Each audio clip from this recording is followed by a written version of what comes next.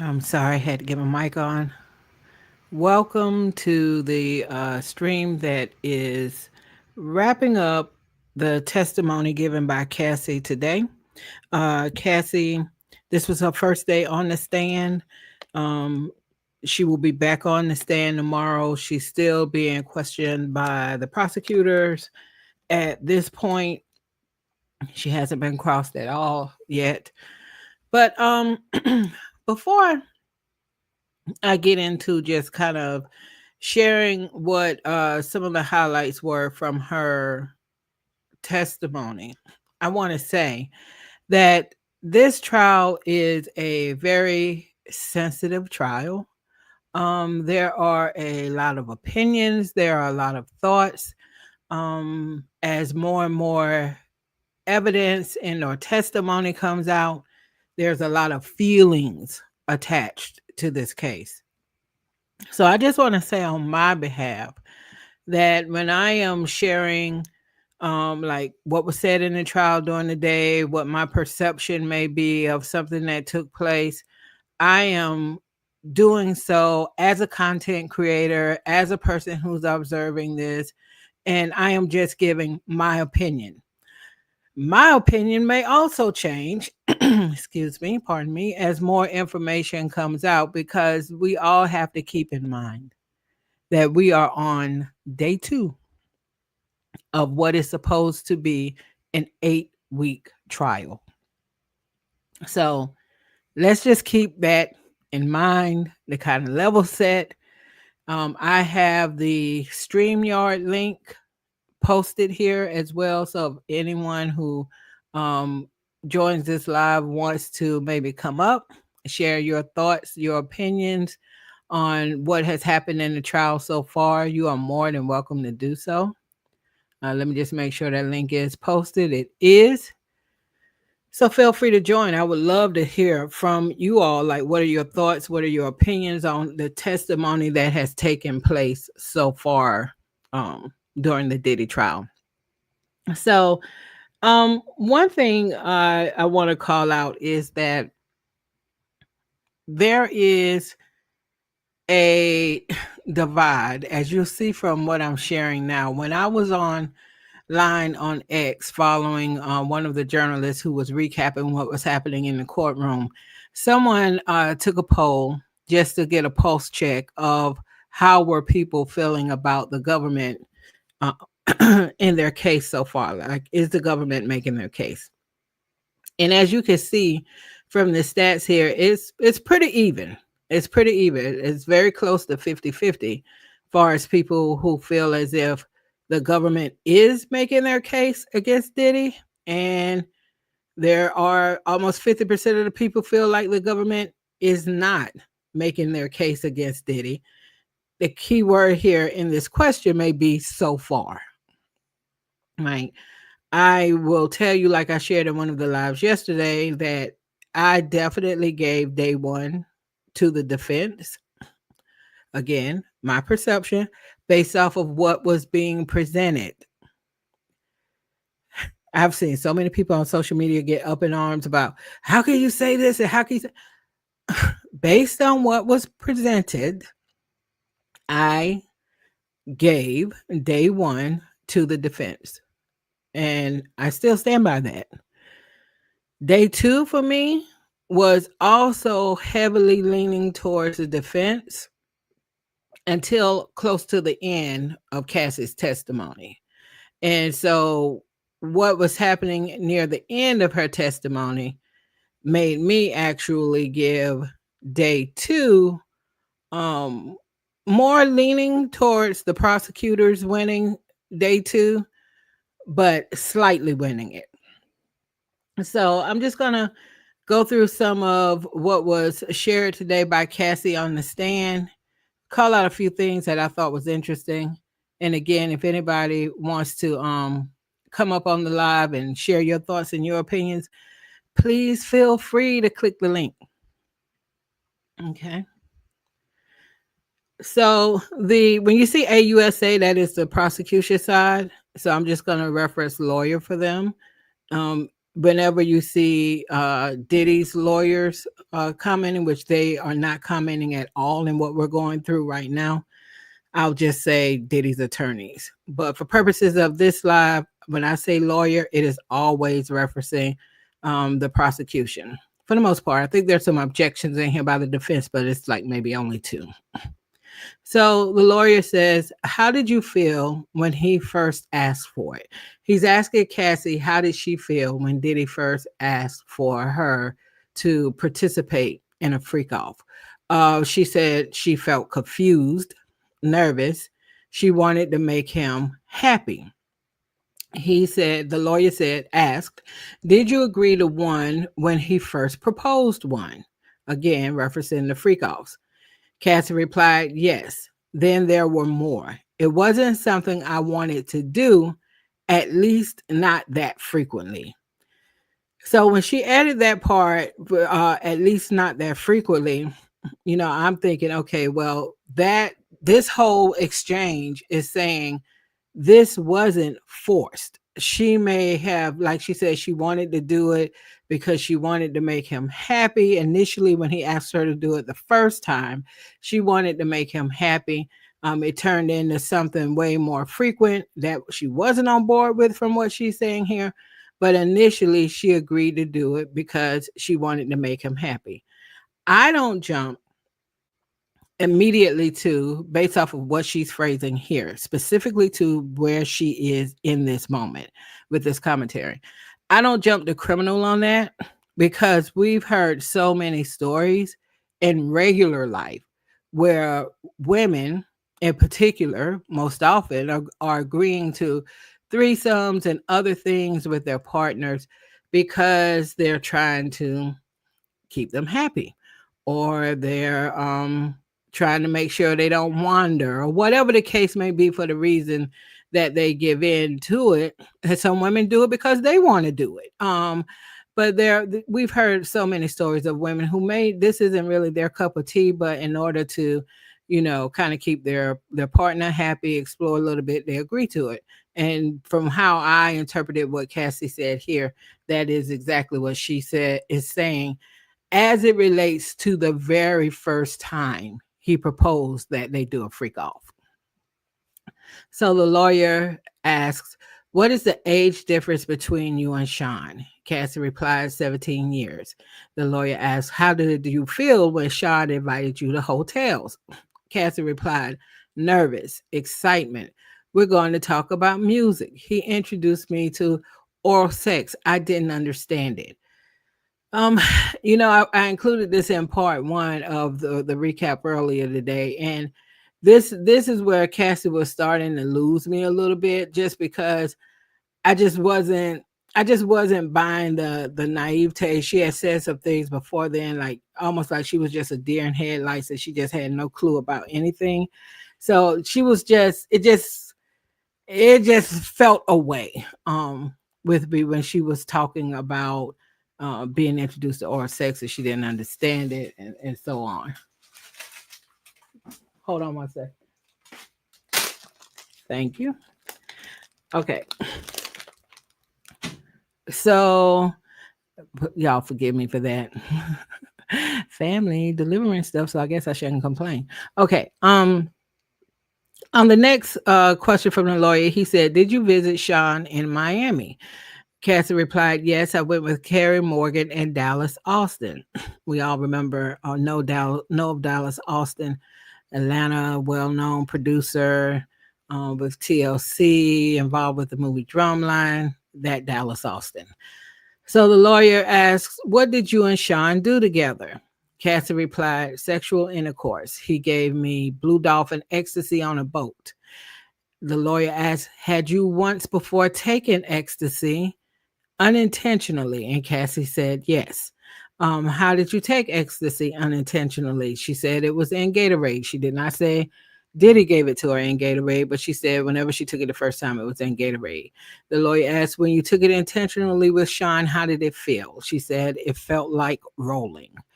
The lawyer asked, at the time, what did you think? She said that we were spending a lot of time together. So Cassie says, I thought we were monogamous. The lawyer says, was it made public? Cassie replied, no, I was his artist, also his family, his children. The lawyer asked, who was linked to him publicly? Cassie replied, Kim Porter. The lawyer asked, how did Sean treat you at this time? Cassie replied, we had fun. The lawyer asked, did you see other men? Cassie said, yes. The lawyer asked, did Sean see other women? Cassie replied, yes, he did. He said, I am Puff Daddy. I was insanely jealous. The lawyer asked, did you move to LA with him? Cassie replied, yes. He wanted to be close to his kids who were there. Cassie said that the freak-offs became a job. There was no time to do anything else but do them, then try to recover. And the lawyer asked, how much time in your week would freak-offs take? Cassie replied, the longest was 4 days, significant periods of time. Can you imagine that? 4 days of this? 4 days? The lawyer asked, how frequent did the freak-offs become? Cassie replied, weekly for a consistent amount of years. The freak-offs were consistent weekly for what they were. Okay, how frequent? They were weekly for a consistent amount of years. Wow. The lawyer asked, when was your last one? Cassie replied, 2017, 2018. He asked, how long were you awake during the freak-offs? Cassie replied, I never slept. I took drugs, ecstasy, and Molly, and cocaine. The lawyer asked, did you want to stop? Cassie said, yes, I was humiliated. I didn't have those words then. I couldn't talk to anyone about it, and she began to cry. The lawyer asked, did you tell him that you didn't want to? Cassie said, yes.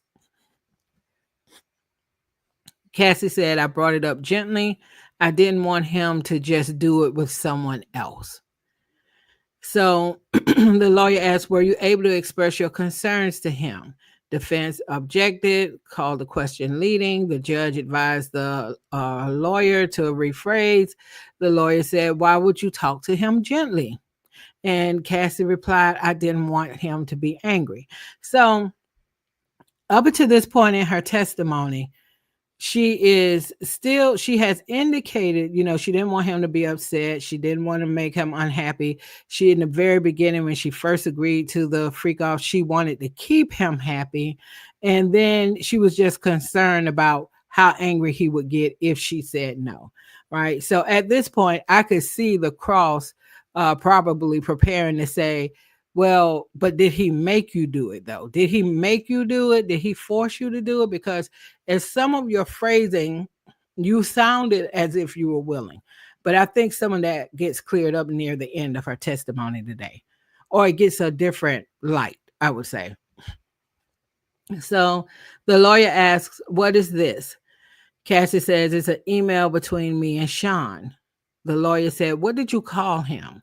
Cassie said, Pop Pop. The lawyer asked, why?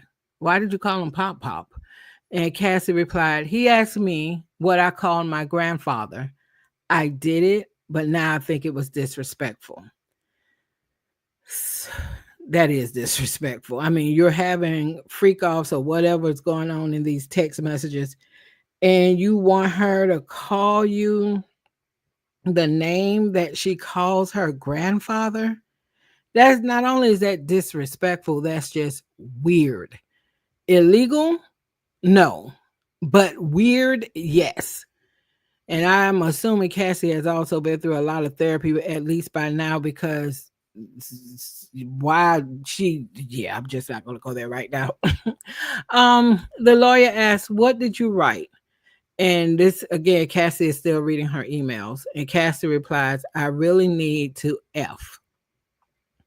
The lawyer asked, why did you write that? Cassie replied, because I wanted to be with him. The lawyer said, I'll read your messages, you read yours. So the lawyer now is reading this message as if he's Diddy. So he's reading what Sean wrote in the text exchange. You don't want to do anymore. Cassie replied, I'm so predictable. The lawyer asked any other use of candle wax because she talked about candles being burned and so on. And Cassie said a few times poured on my body. This is wild. The lawyer asked who set the temperature of the room. Cassie said, Sean, I was expected to do freak offs on my period. The lawyer asked, did you want to do that? Cassie replied, no. Now, you know, I feel bad, especially for Cassie's children. And I know they're relatively young still, but, there will be no getting away from this because I just feel bad that they have to hear this. I feel bad that, I don't know if bad is the right word, but even Diddy's younger daughters being in there to hear all of this is just kind of just unfortunate. But I do applaud Cassie for being brave enough to stand up there and sit up there and tell what happened to her because to think that you were expected to do freak offs on your period. Wow. So the lawyer asked Cassie, did you want to be urinated on? The defense objected. The judge asked on what grounds. The grounds the defense asked and answered. The judge overruled. Cassie replied, no, I did not want it. The lawyer asked, how did it feel? Cassie replied, it was disgusting. It was too much. I choked. No one could think I wanted it. Why were you choking? The lawyer asked. Cassie replied, too much urine in my mouth. The lawyer asked, who else urinated on you? Cassie replied, Sean. The lawyer asked, did you want Sean to urinate on you? Cassie replied, I didn't want anyone to urinate on me. The lawyer asked, how often did it happen? And Cassie replied, often enough. The lawyer asked, why didn't you say no? Cassie replied, it was obvious I didn't want to be on the ground being urinated on by two men. The lawyer asked, where did you find escorts? Cassie replied, initially, Craigslist. Is Craigslist still a thing these days? The lawyer asked, did you use drugs at every freak off? And Cassie replied, yes, I need to disassociate and become emotionless. The lawyer asked, who else used drugs at freak offs? Cassie replied, Sean did, sometimes the escort. What other drugs, the lawyer asked, did you use? Cassie replied, Special K, GHB, and mushrooms.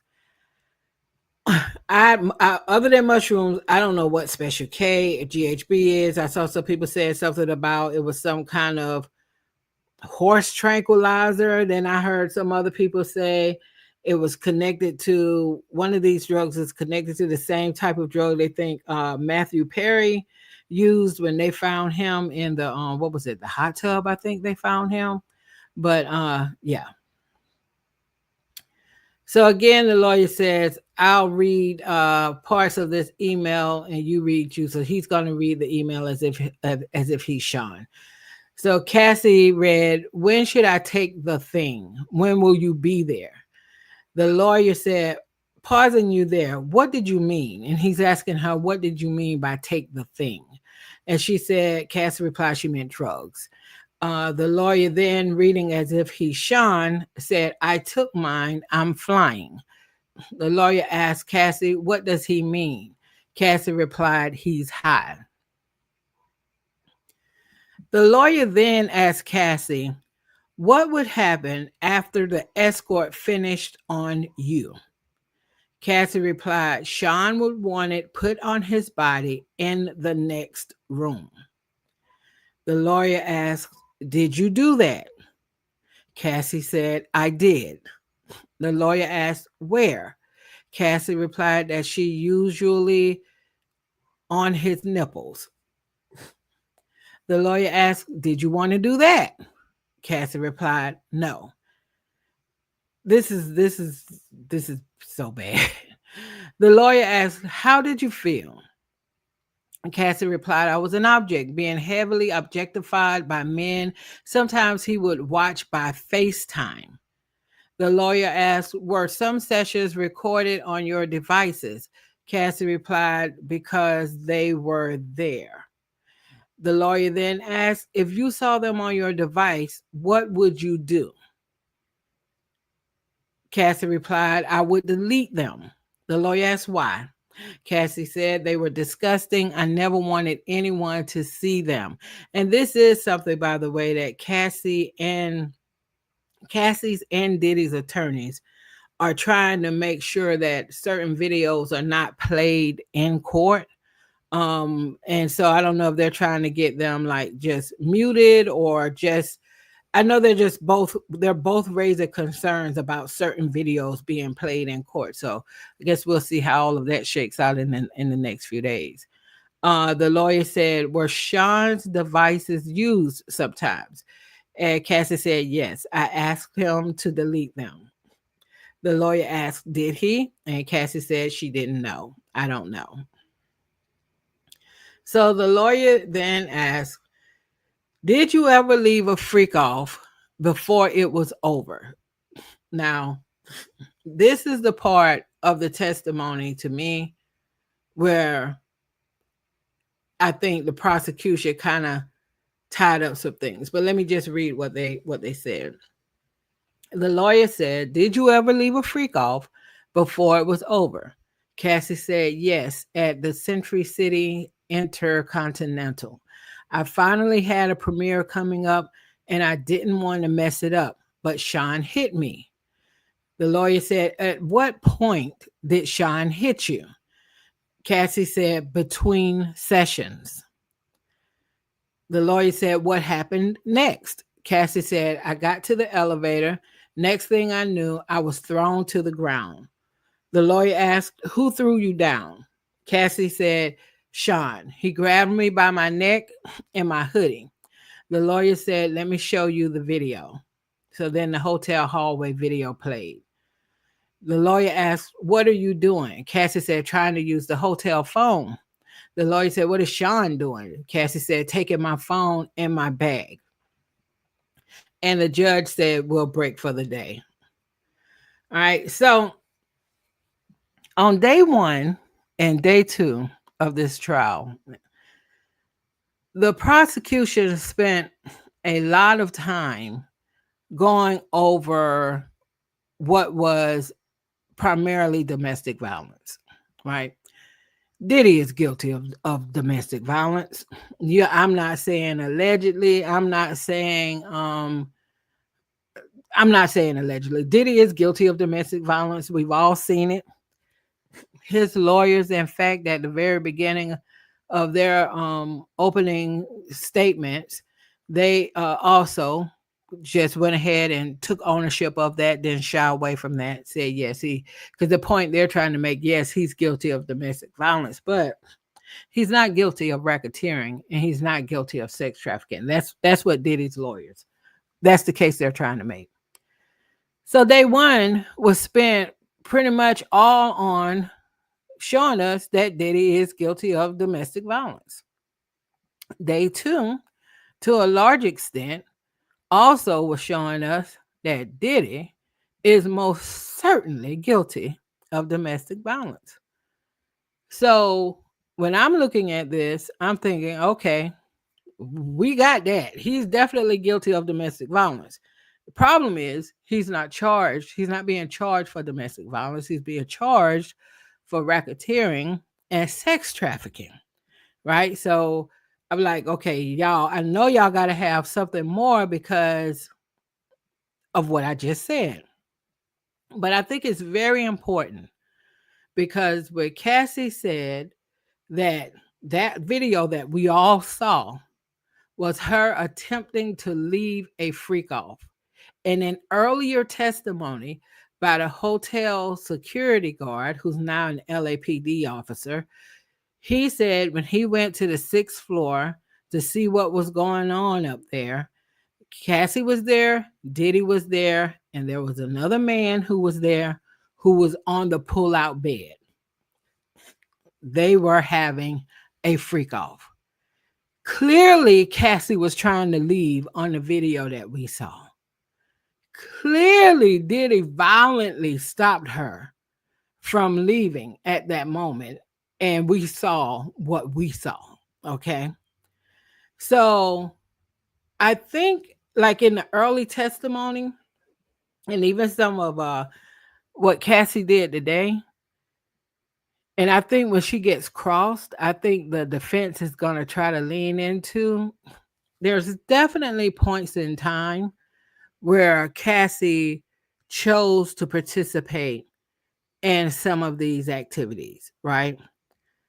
Whether she wanted to do it to make him happy or she didn't want him to go off and explore with someone else, like she said in her testimony, or maybe she just even enjoyed some of it, right? Although this is where two things could be true.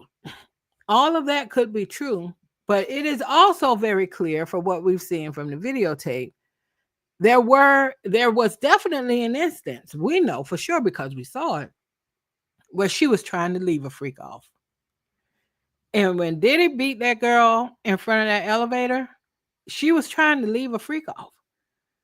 And he was restraining her so that she could not leave and beating her and kicking her while she was on the ground. So when I saw that and they ended there, I thought if the jurors are tying that together, if any of the people on the jury were also maybe thinking, okay, in these first 2 days, y'all have definitely convinced us that Diddy is scum, he is trash, he's definitely guilty of domestic violence, he's definitely a freak to the highest level of freakness, okay? But what you haven't shown me yet is that he's guilty of sex trafficking. You haven't shown me that yet. I think how this trial ended today started to show that. Because again, that was a freak off that Cassie was attempting to leave when Diddy beat her in front of the elevator. There was another man who was in the hotel room, as we now know from the testimony that we got earlier. So we're going to see where all of this goes. It's just so much. It's just so much going on in this testimony. But for this live, I just wanted to cover some of the verbatims. Again, this trial does not have televisions or cameras at all where we can literally see. We're doing a lot of interpretation based off of what we're getting from reporters who are in the courtroom. But what we don't have that the jury will have, they actually see the people, they see the tone, they see their mannerisms, they see how their body language. So we're not getting any of that. So even with us just trying to gauge what's happening by the words we're getting, what the jury could be feeling could be totally different, because that's a big piece that we're not able to digest. But I am planning to keep watching and to keep doing these recaps. And again, I just, advise everybody to, I know this is a sensitive topic. And there's so many things going on in this case, from domestic violence to, drug use to abuse. It's just a lot going on here. So I definitely want to acknowledge that sensitivity. So again, when I give my perspective on what happened in a given day, I'm really first and foremost going by what are the lawyers doing in the space, what are the witnesses saying in the space during that day. I have not given my personal opinion on what I think should happen to Diddy. But trust me, I do have an opinion. But that's not what this case is about. So I'm really trying to lean into like what information is being provided, what are the witnesses saying, to really just see like, okay, what do we have here? How's this case going? Based off of the first 2 days, I think Diddy has a chance to get off.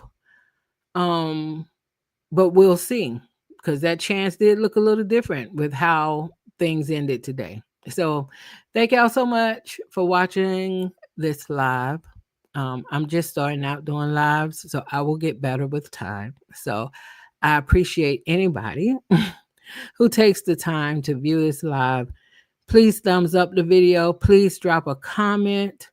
And as always, I appreciate you spending time with me on this channel. And until the next time, bye.